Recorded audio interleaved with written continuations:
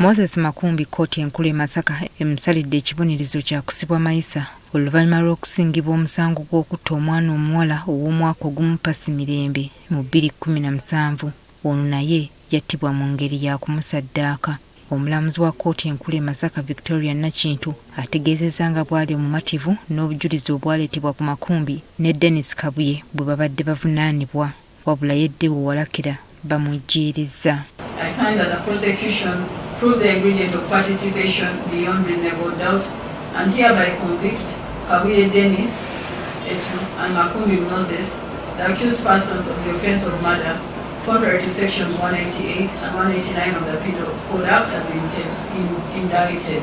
Omwana ono Pasi Mirembe yattibwa nga 25 Novemba 2017 mu kitundu kya Kayugi mu ggombolola y'e Mukungwe mu disitulikiti y'e Masaka. Makumbi ono kinajjukirwa nti yakwatibwa wamu n'omusuubuzi Kato Kajubi ne bavunaanibwa okutta omwana w'emyaka 12 Joseph Kasirye gwe baasalako omutwe. Kato Kajubi yajulira okutuuka mu 2021 kkooti ensukkulumu lwe yakkirizaganya n'ekibonerezo ekyali kimuweereddwa eky'okusibwa amayisa.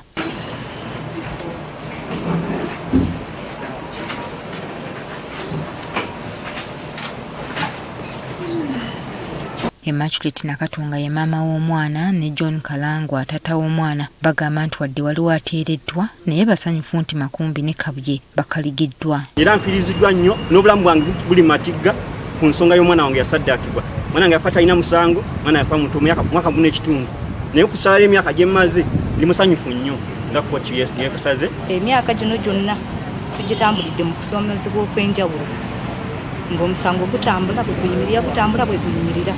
Naye nebaza Katonda olunaku lwa leero ku lw'omulamuzi waffe abadde agutudde mu ntambo olw'ebigambo byayogedde ebirungi ebireese essanyu ku mutima gwange. Wadde Makumbi ne Kabuye basibiddwa mayisa, ekyaddewo Walakira okuteebwa kitabudde abatuuze n'abooluganda ku kyalo Kayugi. Oluvannyuma lw'okusalawo kwa kkooti, abatuuze bazzeeyo mu maka ga taata w'omwana John Kalangwa wakati mu kwemulugunya nga bagamba nti ateereddwa bwe yakwatibwa mu 2017 naye yakkiriza nti yeenyigira mu kuwamba n'okutemula omwana ono. Omwana yagamba nti taata Walakira ye yakwata omwana n'amuwa nnusu 2 n'amuwa ne swiiti n'omwana n'amuwaani braza wange Kabuye.